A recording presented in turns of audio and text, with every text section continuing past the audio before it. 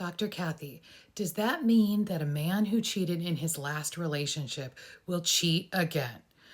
Okay, thank you for asking me this. So many people think once a cheater, always a cheater. And we know that that isn't true. But let me tell you the research on this and I'll explain and kind of give an answer to your question. So there was a very famous study that was done in 2017 by a researcher named Kayla Knopp and her colleagues. And they found that if somebody cheats in one relationship, they are 3.4 times more likely to cheat in the next relationship. So when this came out, everybody said, aha, this means once a cheater, always a cheater. It isn't true because this study was done on a small group of people.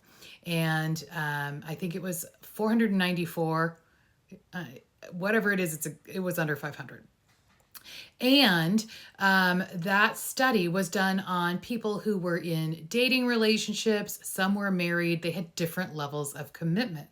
That really matters because lots of longitudinal research has shown that cheating in dating relationships is much, much more prevalent than it is in long-term relationships, marriages, long-term partnerships. The research shows that about 70% of people in dating relationships experience cheating versus only 20% in long-term relationships and marriages.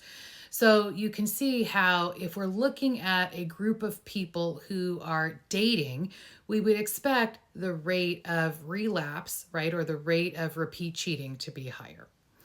So our survey, which was a much bigger survey, we talked to 2,000 people who were the straying partners and about 4,000 people who were the betrayed partners. And we asked about the prevalence of infidelity and how many times people cheated. Most people in a long-term committed relationship only cheated one time. 60% was the exact number. Then an additional 20% had two affairs, or so two affairs, one emotional affair, one physical affair, two or less. So what I could say is 80% of people who have had an affair are likely to have had either one or two affairs, and then that's it. So that means that only 20% of people go on to have three or more affairs. Now, I wish that no one would have affairs. You will never ever hear me say that affairs are a good thing or are okay or are acceptable. They're not. But this idea that everyone is a repeat cheater and that once a cheater, always a cheater, and that no one can heal from cheating is just wrong. The answer to your question, though, is no one knows for sure. No one knows for sure if somebody cheated before in their relationship before you, if they're going to cheat on you. I would really hope not.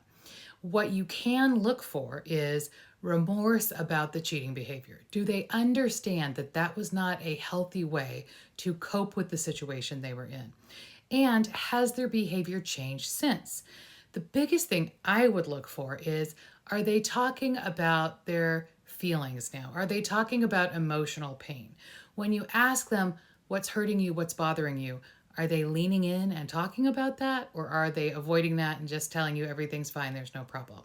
If you're seeing somebody that has a lot of remorse for, past hurtful behavior, and you see that they're doing things differently than they did before, I would feel pretty comfortable continuing in that relationship. Ultimately, it's completely up to you. I hope that answers your question. Good luck to you.